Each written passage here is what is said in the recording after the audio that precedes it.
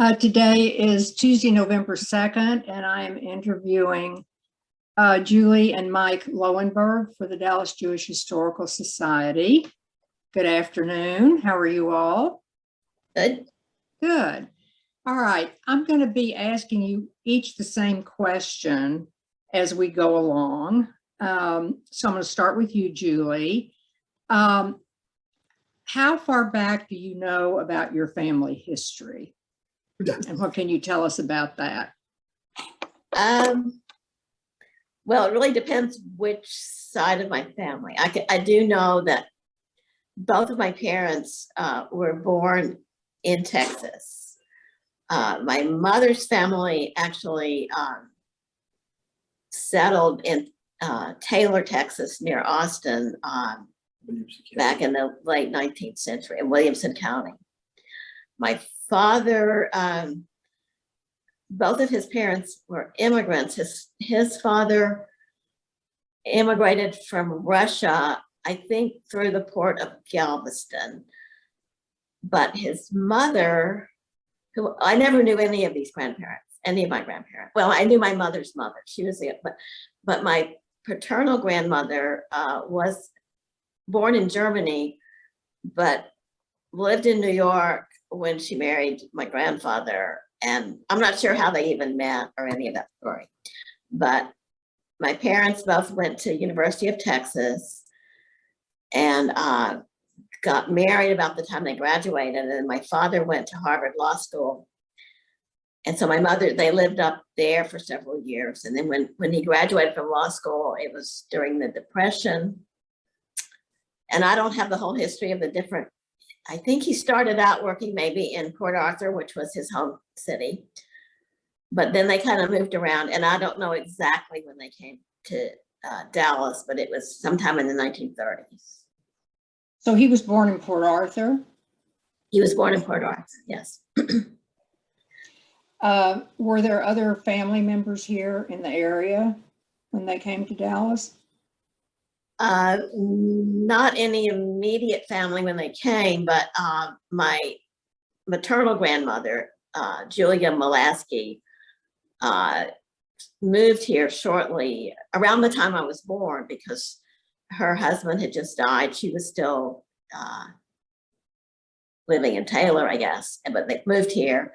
And then my mother had a brother, Mendel Molaski, who many people in Dallas will remember. My earliest memories of him are him being in a World War II uniform. He was in the Army, actually in the infantry. He was a little bit old to be in the Army, but he was sent to France and had many interesting adventures during the war, which he used to give my sister and I kind of sanitized stories of his experiences, but was always very modest about everything that he did. And he was a lifelong bachelor. And oh, yeah, that's something else. I did have one sister, Nancy Goldberg Totis, who many people will also remember. But I never had, other than my grandmother, my uncle, and my sister, and my parents, I had no first cousins. But you had lots of second cousins. I had a lot of second, a lot of first. Yeah, actually, the interviewer is actually my cousin, and Mike knows all this genealogy stuff better than I do. But anyway, we are definitely related. So, Mike, let's start with you. Tell me about your family history as far back as you recall. Okay. Well, first of all, let me just make a footnote to what Julie just said. As far back as we can recall is now colored by the fact that between the internet and various cousins who dabble in genealogy and all that, I'm not sure what I recall and what I recall because of all the people who've been delving into all of this over the years. But I was born in Brooklyn, New York. My parents were born in this country. I grew up in New York, went to the public schools in New York, through college, went to Brooklyn College. My grandparents on both sides were immigrants, and kind of the American story. I mean, my grandmother lived with my mother's mother. I don't know if we lived with her, she lived with us, either way. But she was an immigrant immigrant garment worker, a loyal member of the International Ladies Garment Workers Union, which I still consider one of the great institutions of American history. My father's father was in the military business, also in kind of an offshoot of the garment industry. So they were all part of that immigrant generation that came over. I had lots of cousins, first cousins, second cousins all over the place, all over the New York metropolitan area, Long Island, all the various boroughs. And so I grew up with a fairly larger group of, family group that Julie did during those years. Julie and I met in law school, at Harvard Law School, and we got married. And after law school, moved down here. So I've been here ever since. We moved down here in 1966. So she brought you back to her home. Well, actually, that's not true. Exactly the story. That's not really. That wasn't. I had gone away to school. I'd been away for 8 years. And when we both graduated from law school, and I never thought I was going to come back to Dallas. I thought I was done with Dallas.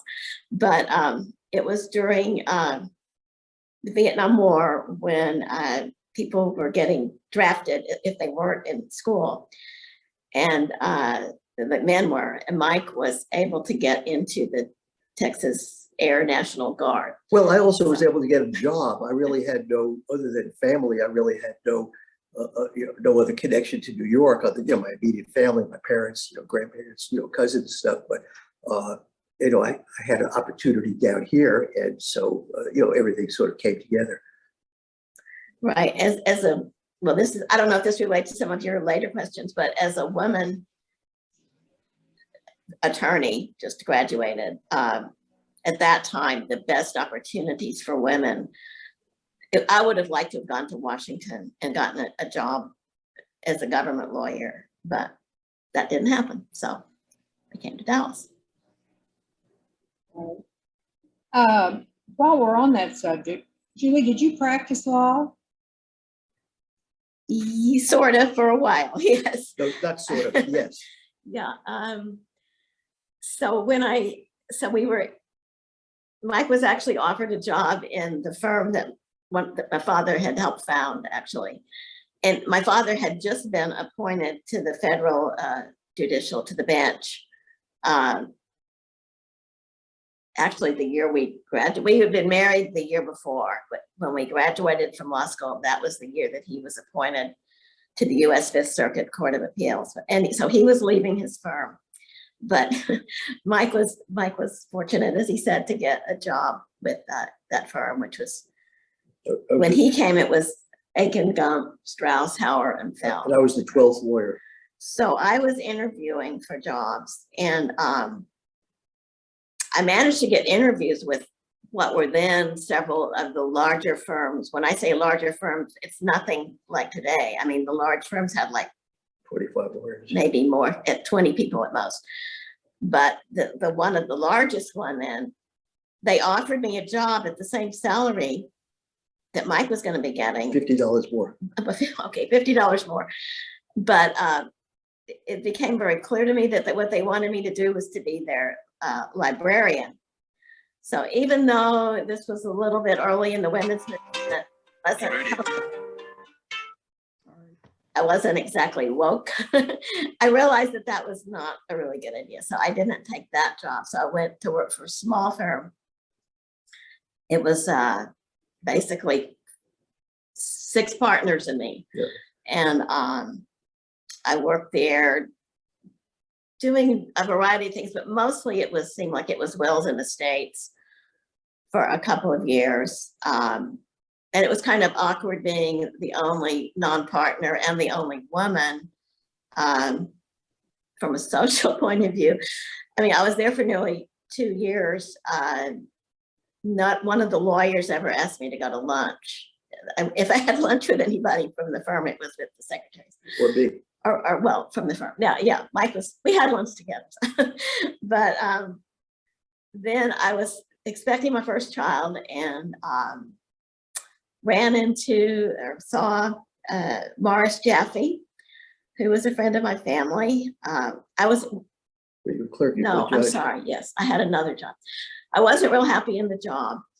My father was a new judge. One of the district, he had an office here in Dallas, even though the court was actually housed in New Orleans, but my father still spent most of his time in Dallas. And he had an office here downtown where the federal district judges were. And one of them, his clerk left in the middle of the year. And so I guess I have this knack for being in the right place at the right time. I was kind of looking for a job, and my father knew I was looking for a job, and he offered me to come and be his clerk for the rest of the year. I was pregnant and I was planning to quit the other firm anyway. So this was a great opportunity. And then, yeah, so while I was working for the judge, Morris Jaffe came into his chambers, and he knew me and my family. And again, things that worked very differently in those days. He didn't talk to anybody else in his firm, which was one of the larger ones in Dallas. He asked me if I'd like to go to work for them. So I said, well, I'm about to have a baby, but I do it part-time after I had the baby. So I worked for a couple of months for them part-time. And then I came back, and for a number of years, probably for about 10 years, I worked on and off with Wynn Jaffe and Tinsley, as it was then known, doing mostly research and briefing for the trial people, which was great because I didn't want to be on so I had 2 more children during that period. I took leaves of absence, and that was great. I wasn't ambitious. Again, it was a different era. But I'm sorry if I'm taking too long to answer this question. Also during that period, I had the opportunity to teach a course in women in law at SMU Law School. This was the first time they had offered that course, but some of the women students, who were definitely in the minority there, petitioned for that course. None of the people on the regular faculty wanted to teach it. So somehow or other, I knew at least one of them. Anyway, they asked me to do it, and I did, which was, looking back on it, that was really one of the great experiences I had in the law. First of all, it was a groundbreaking time in women in law. I felt very lucky to find a case book. Actually, there were a couple of case books, but the one I chose was written by a young professor named Ruth Bader Ginsburg. So that was cool. But the problem with her book was that it was already getting out of date because the cases were being decided so fast. It really had to reproduce ones hot off the press to bring to class frequently. But the cases that were in her book were often the ones that she had been involved with, that everybody knows about. So that was really cool. You also taught another course at SMU. Yeah, years later. Well, then I I quit sometime after I had my 3rd child. I just decided I wasn't going anywhere with it. I wanted to spend more time at home and get involved with their schools and things like that. And so that was kind of the end of my legal career. But I want to shift a little bit more to your religious life. Mike, what was your religious life like growing up? Well, I grew up in immigrant Brooklyn, which was maybe still now is kind of tribal. Everybody's every tribe lived in a different neighborhood, and so I grew up in a heavily Jewish neighborhood. And went to the local synagogue, and I was completely unaware, probably until I maybe was even in high school, that the Jewish religion was broken up into various different little sub-tribes and sects. I never even heard the words Orthodox or Reform or Conservative or anything else. Went to the local synagogue, and it was the Sephardim were downstairs and the Ashkenazi were upstairs, and the rabbi owned the local liquor store and gave one sermon a year in Yiddish on Kol Nidre night, and it was a very large congregation. And I was bar mitzvahed, and there were different offshoots all over the neighborhood. And like I said, I was only dimly aware, if aware at all, that, the Jewish community had, followed, different protocols and different rituals. Tell me about your how your family celebrated the holidays. Well, how did we celebrate the holidays? Well, we had Passover Seders, the first and second night at different sides of the family, either my mother's side or my father's side, or in our house, different aunts and uncles. We celebrated the holidays. We were reasonably observant, more or less. But it was.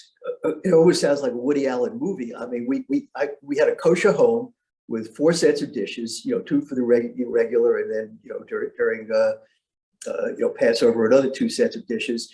And you could only eat shellfish and pork products out of the house. So you could only pork products on Sundays at a Chinese restaurant. You could only eat shellfish at Sheepshead Bay in Brooklyn.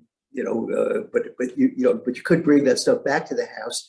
And so I've told some of our rabbis here, I was pretty much, assumed that what was important was not what touched your mouth, it's what touched the plate. And but that's where we grew up. And I mean, apparently that was very, very common. And it was my parents' families were immigrants, and they observed the dietary laws.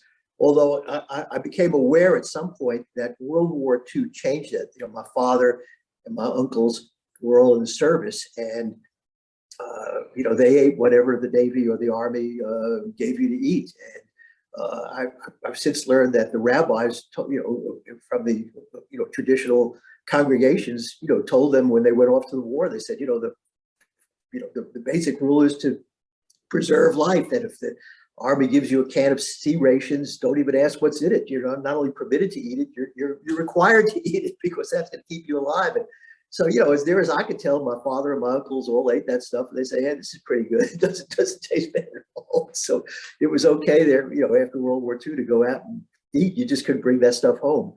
But my father was in the Navy during World War II. He served for a short time on a submarine chaser in the North Atlantic. Got court-martialed a few times, once for hitting an officer who made an anti-Semitic remark to him. So he was very proud of that. And had various other relatives who were in the war.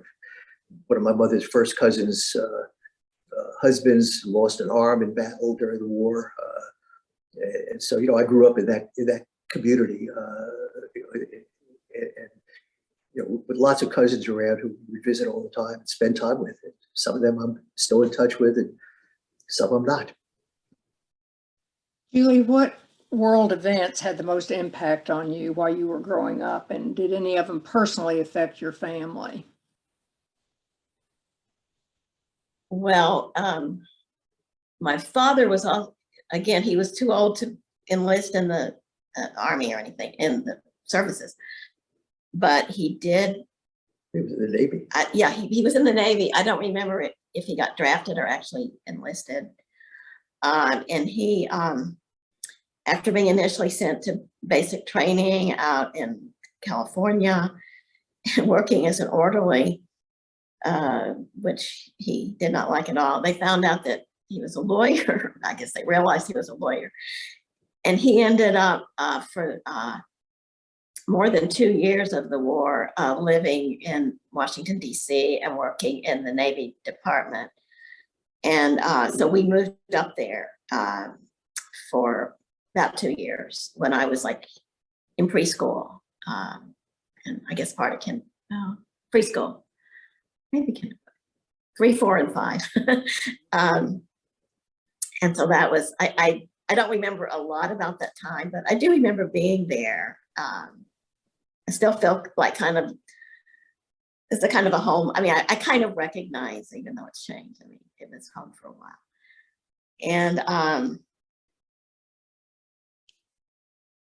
And world events. Well, I could fast forward. So my father, his family had known Lyndon Johnson, and my father got to know him better during the war.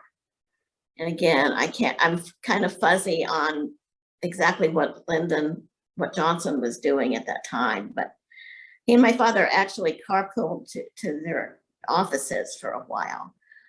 And, you know, they stayed in touch. And after the war, even at one time when Johnson was, I think he was still a representative. No, I guess he was already in the So he got the Senate. Senate He was in the 1948. Senate. He was the king. Well, yeah, my father worked very hard in that election too to get him 1948, elected in yeah. 48. And he was asked to come back to serve on some special investigative committee on the Johnson was the chair or the vice chair of, but we didn't go back to whatever. But anyway, it was while I was actually in law school that Johnson, who was then president, appointed him to be on the Fifth Circuit Court of Appeals. But then I have to go back to another huge world event in my and my parents' life was the assassination of JFK. And I was a first year law student at the time, but my parents were here and they were at the luncheon where Kennedy was supposed to speak. And of course, we're devastated, as was I, because he had been a huge hero of mine. Then my parents, of course, like everyone else, went home. And then my father actually got a call from Johnson sometime that afternoon asking for his advice on Legal advice on whether he should be sworn in while he was still in Dallas. And my father said, yes, you should. That's a good idea. And then Lyndon, I guess, said, well, who do you suggest? So my father actually suggested that a very appropriate person to swear him in would be Judge Sarah T. Hughes, who had recently been appointed as a federal district judge by Kennedy. And of course, the rest is history, except my parents. And Lyndon had, of course, wanted my father, I guess, to be there on the plane too when he was being sworn in. So my parents tried to get into left field, but got turned away. They weren't, I guess, terribly assertive about we belong here. Yeah, the story he told is that they drove up to the gates of Love Field, which of course by that time was surrounded by the police, and they said, "Who are you? Where are you going?" He said, "I'm Irving Goldberg. I'm just trying to get on that plane." And the police guy said, "Who? What? Go away!" And so he turned around and went home. But meanwhile, another kind of just a weird thing was that they said I was a first year law student, and at noontime I went and picked up my mail and took it to the library where I was going to spend the afternoon. And there was this letter from my mother about how worried she was that Kennedy was coming to Dallas because there had recently been the Stevenson incident here where he was the ambassador to the UN. He had things thrown at him. And as I'm reading the letter, there's this stirring in the library and everybody's running for the exit saying the president's been shot, the president's been shot. And it was just really bizarre, but bizarre coincidence. Yeah.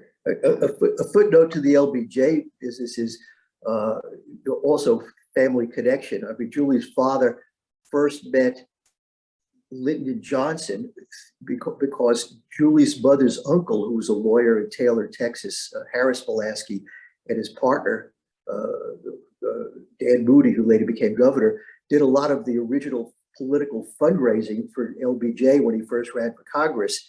And and Julie's father had, anyway, it was through those family connections that they first, got to meet, Lyndon Johnson, who was, just up the highway. Johnson City's just up, I guess, US 290 from Taylor, Texas. So that's how they all got together.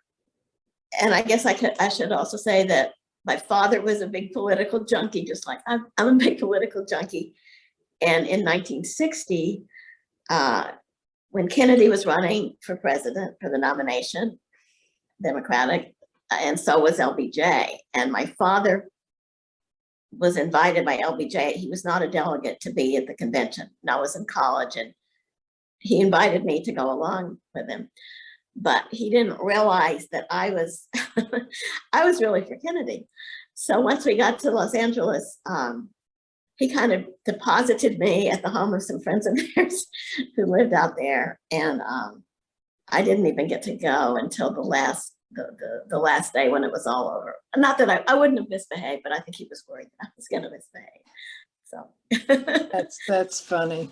That's funny. Okay. Let's talk about your volunteer work. Tell me, Mike, what you've done in Dallas. Well, and I'll pick up on, well, I've been on a lot of different boards and commissions.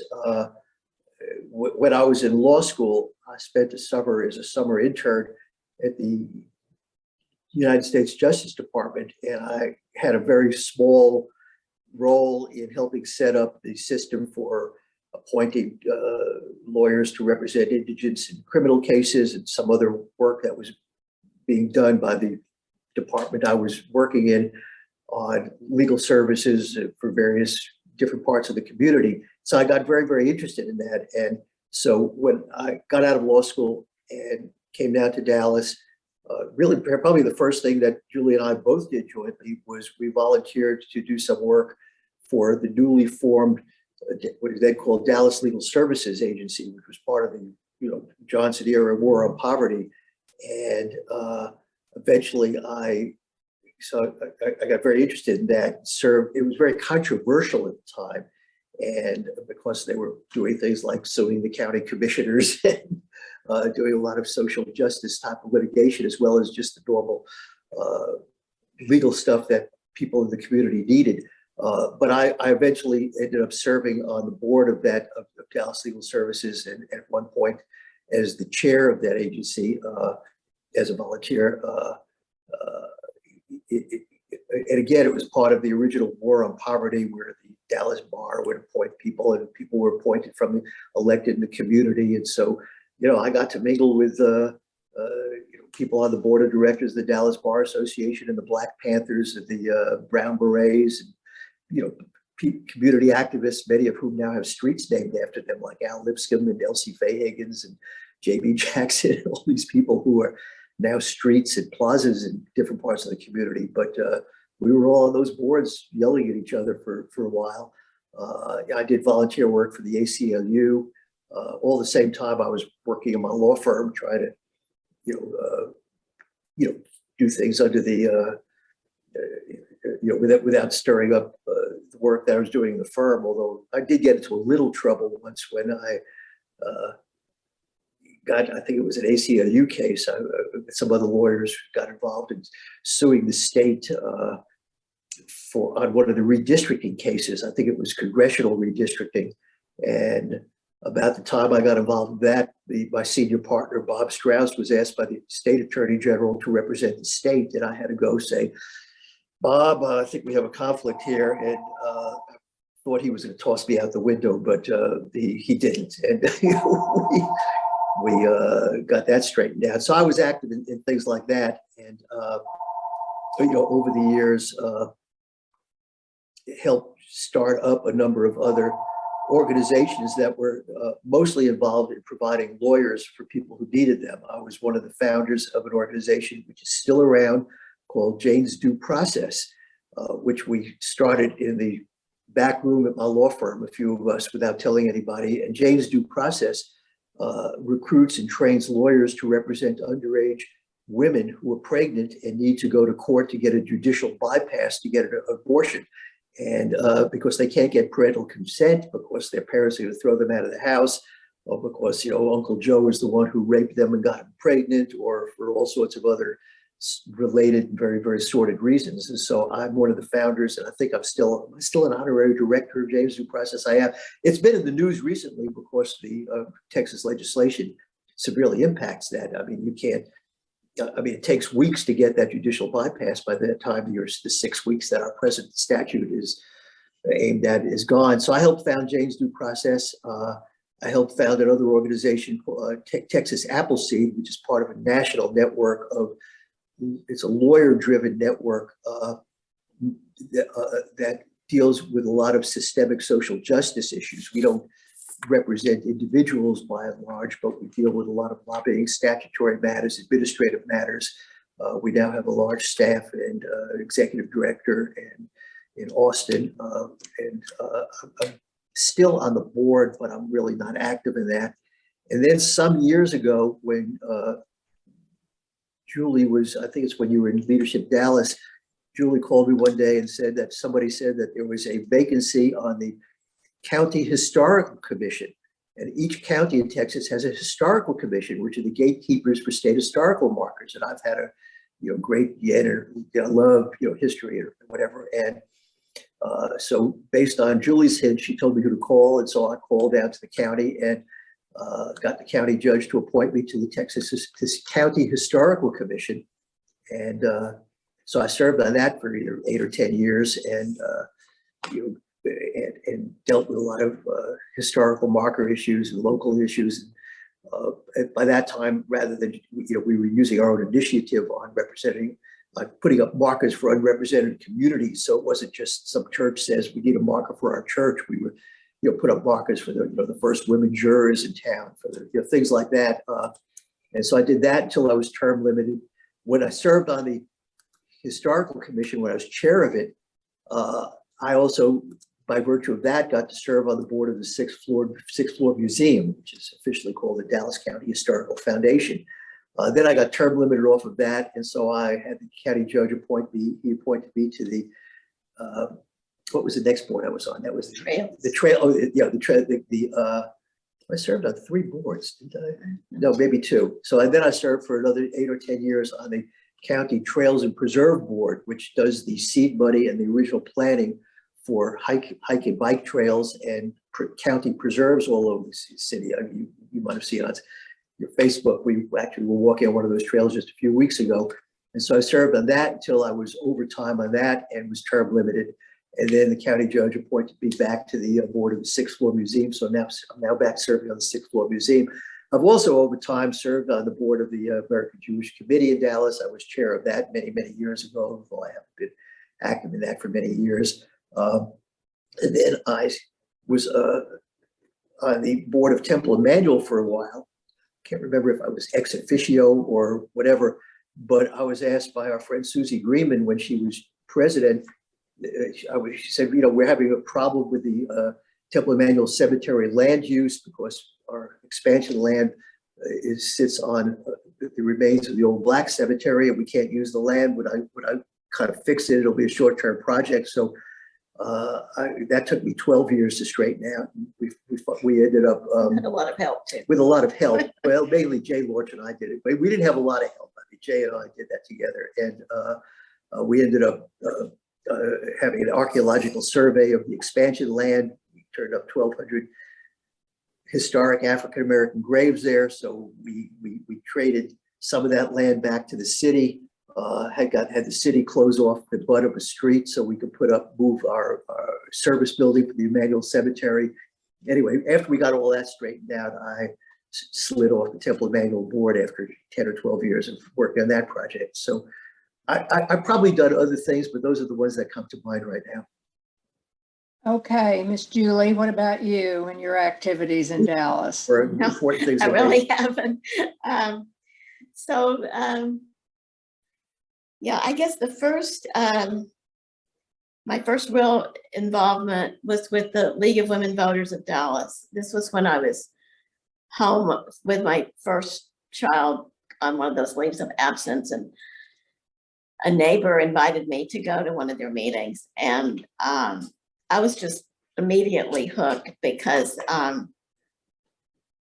they were nonpartisan, but they were very political, and they were talking about all these community issues, state issues, national issues that I was terribly interested in, and so. Your dog probably Our heard my dog dog. just Our dog just climbed up on my lap. Hush. No. I'll lock it up if he keeps on. Yeah, and on there, the local league board, my first big job was their voter service activities, which were so different from what they were then than they are today, when everything was like, there was no faxes, no emails, everything was kind of in person. And then I was a number of different offices, and then eventually became president of the Dallas League, which was a great learning experience. And from there, I went on to the State League board and eventually became president of the state board, which was an even greater learning experience. And along the way, somewhere, I became the State League's issue chair for what they then called reproductive choice, but which we would now call women's health or women's access to all kinds of health care, including abortion. And that became a big passion of mine.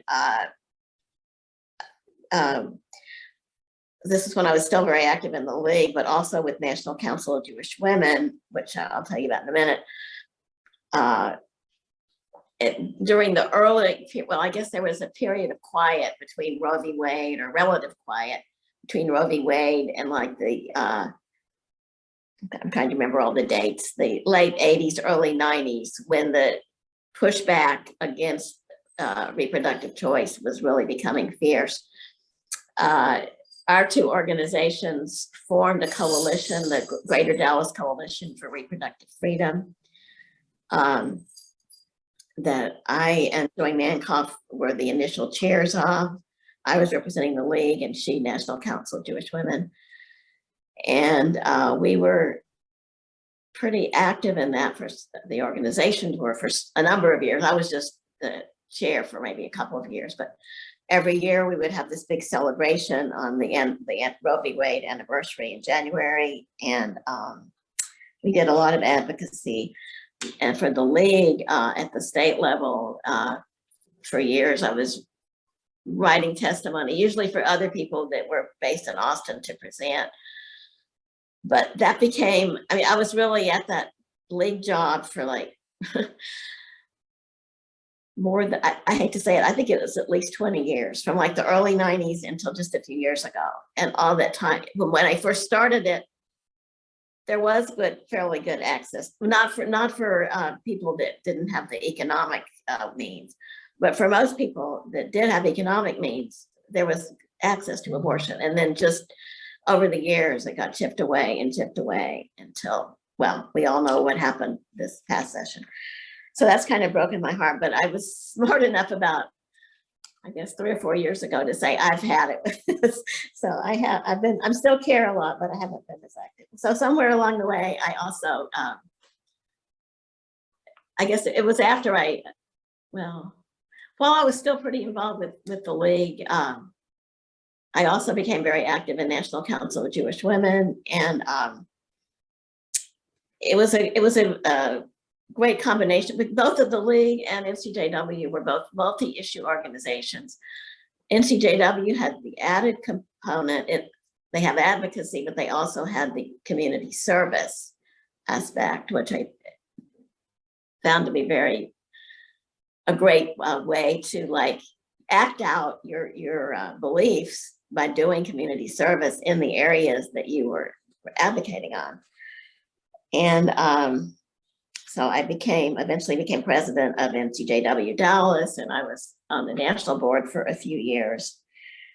And through NCJW, another great experience that I had was teaching ESL as a volunteer for, well, initially it was called Vickery Meadow Learning Center, and is now Literacy Achieves. And I was on their board for a while as well.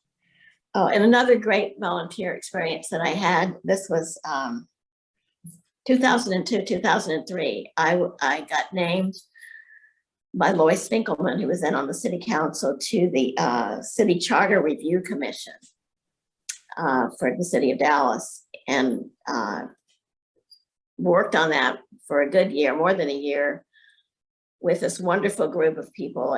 All the council people had appointments. We spent the first few months, we held the commission, we met, I think it was sometimes twice a week, 2 evenings a week, but we held hearings in every council district. And so it's all throughout the city. And I really felt like I really got to know Dallas so well. And What else? I have this whole list here. I'm going through the. While Julie's thinking about that, let me put as a footnote to both of our interests in reproductive rights.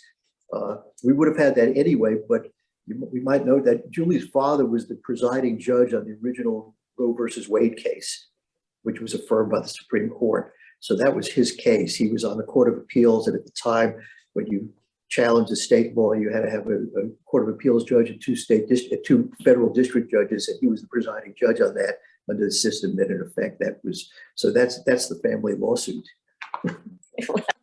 Family issue, family lawsuit. But my other big interest, this came through NCJW and through my work with literacy chiefs, immigration rights. Yeah. So there's voting rights. That was then my initial passion in the league, or voter education, which kind of morphed into voting rights. And then there was the women's health and immigration issues. And yeah, one of the things I'm proudest of doing as a volunteer is co-chairing a conference convened by NCJW, that was in 2008, on the need for immigration reform. And this was just when this issue was really starting to bubble up again after many years of not. And out of that conference, we formed, it was kind of a coalition for a while. We tried to find something constructive for this local coalition, to those groups. At the time, really wanted was for the city of Dallas to have an office of immigration and refugees, or which Houston has had for many, many years. Well, that actually happened just a few years ago, and NCJW has been given some credit with planting the seed that it's now called the Office of Welcoming Communities, and so that's something I'm proud of. And The other thing you can. I don't know. I've been on a lot of Planned Parenthood, literacy chiefs, Human Rights Initiative, which was another immigrant serving community that. Planned Parenthood. Oh, you mentioned the Planned Parenthood board. Yeah. Some of the organizations, I've been around so long that some of the organizations that I served on the board of don't even exist anymore, like Women's Council of Dallas and That literacy group. there was another literacy group, yes, and a child care group, just a lot of different things. So, and I did get involved in the kids' schools and was on their, parent club. So we're still kind of at it, I guess, but kind of not, I don't want to be in charge of anything anymore with what I say. She still is. I'll still volunteer. She's in charge of me. No. Anyway. One other thing I forgot, because this is a Jewish thing. Being on the scholarship committee of the Dallas Jewish Community Foundation.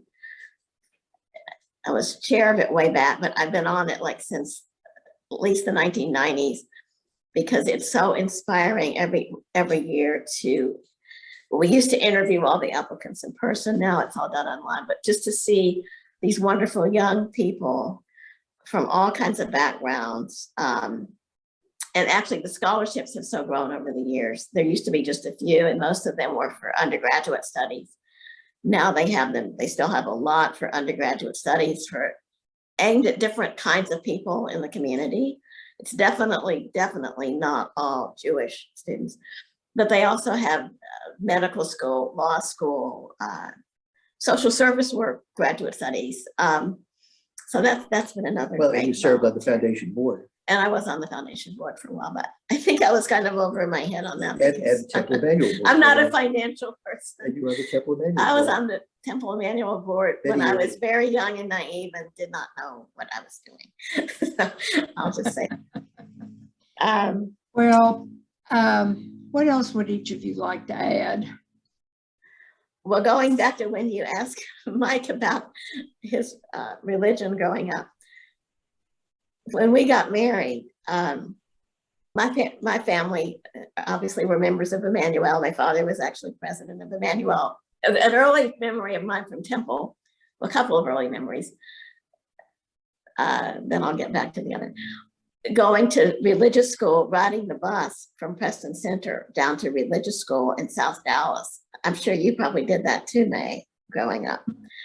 I'll never forget that, and being confirmed in the old temple on South Boulevard. But when we got married, Rabbi Olin married us. well, yeah, actually Rabbi Olin, who was then the chief rabbi here, he was a good friend of my family.